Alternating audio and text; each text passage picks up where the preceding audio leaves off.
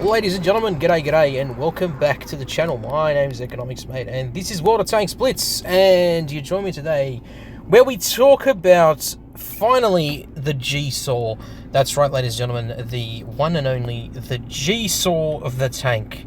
This is it. This is the GSOR the tank. For those of you who don't know, let me brief you on this little thing here. This is undoubtedly one of the most, I would say, OP tanks at T10 at the moment. Well, if we want to be specific, one of the most OP heavy tanks at T10 at the moment.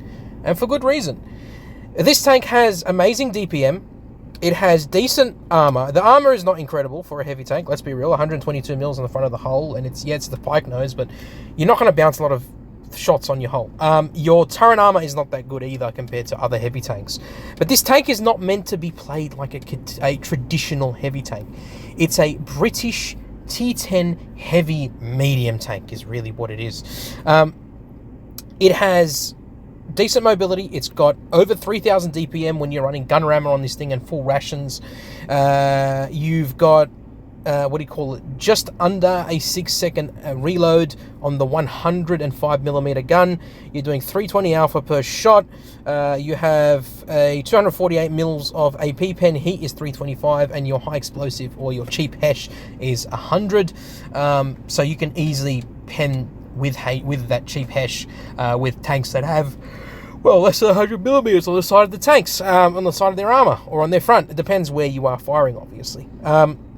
3.7 second aim time, so the accuracy is pretty good. It's not amazing, but it's pretty good, and your dispersion or gun handling, as they say, at 0.336 is pretty damn good as well. Obviously, you can use gun laying drive and refined gun to improve those statistics substantially. The biggest thing with this tank, though, the biggest factor, the biggest thing with this tank compared to other tanks, and what makes this tank be OP as it is, as broken as it is it has 12 degrees of gun depression, which means you can pop this thing on a hill, flanking in your broken T10 British heavy medium tank using 12 degrees of gun depression, which is just ridiculous. And it's because of its, I guess you could say, oscillating turret, because that's what it is.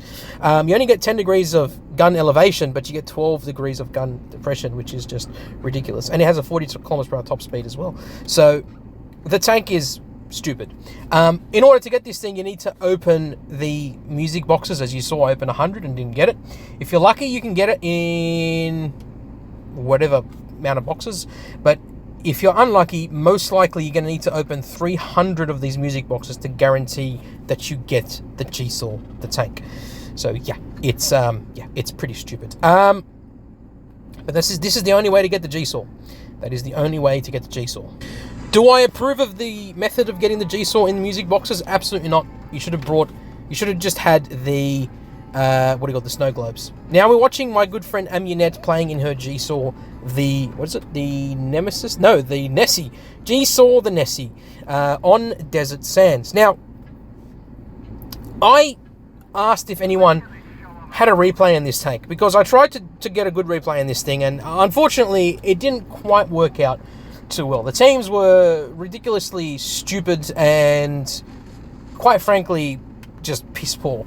And as a result, I wasn't able to get myself a decent enough replay. But then, Amunet said, hey, I've got a replay that is just stupid, just showcases how stupid this tank can be. And I said, yeah, sure, pass it over. And she did. So here we are. We are watching her play in her GSOR. Again, this is not an ideal position for this tank. I don't think possibly coming this direction was a good idea, because, again, you don't have a lot of armor. And because you don't have a lot of armor, you're not going to bounce a lot of shots. You want to utilize your 12 degrees of gun depression to your fullest advantage. I would probably have gone actually, you know what? No, you know what? I think we're good. I think we should stick to this area over here. I think we should stick to this area over here. Yeah, there's 4 heavy tanks on the enemy team. 2 are AC Atlases, by the way, that are in this position here, on this side. The T-54 kills the Super Conqueror. So, which just fantastic. It's what you want, isn't it? Your Super Conqueror literally dying to the T-54. And the reason for the fact that he died is because I'm assuming he's at base A, because why not? But you can see right now, right there, the DPM kicking in pretty damn well against that AC Atlas.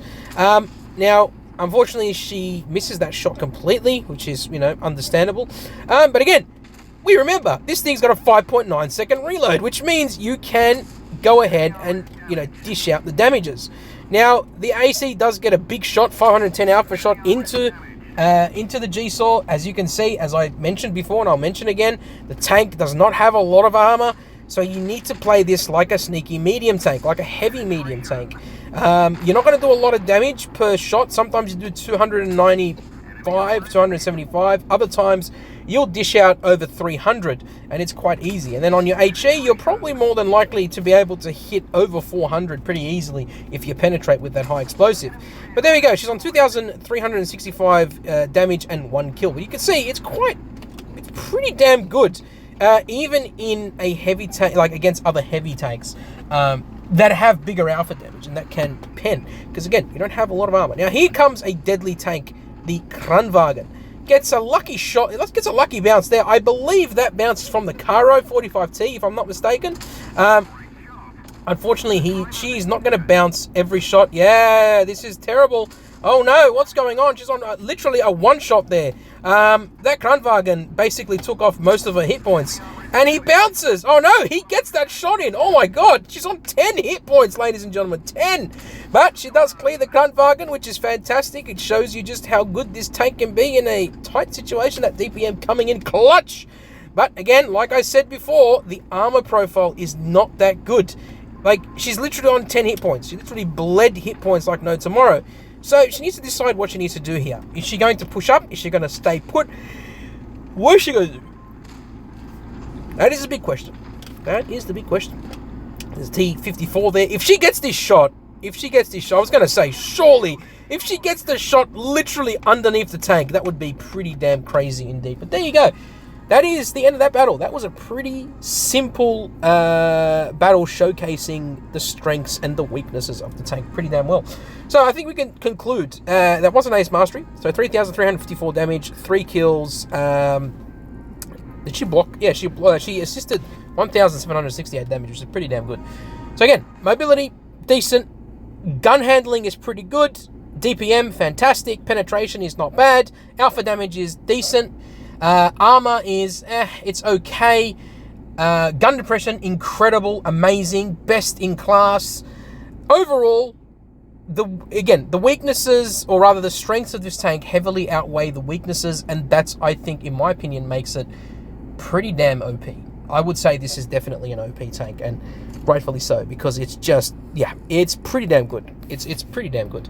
There is no question about it that, like, you can't really compare it to the Super Conqueror, for instance, because the Super Conqueror is a bit different. It is a big dog heavy tank with great DPM, great pen. It's got a 120mm gun, so it's a different playstyle. It's got more armor. It's a different playstyle, and that's, I think, that makes all the difference in the world, in my opinion. All right, ladies and gentlemen, look after yourselves and stay safe on the battlefield. Bye for now, and don't buy crates, please.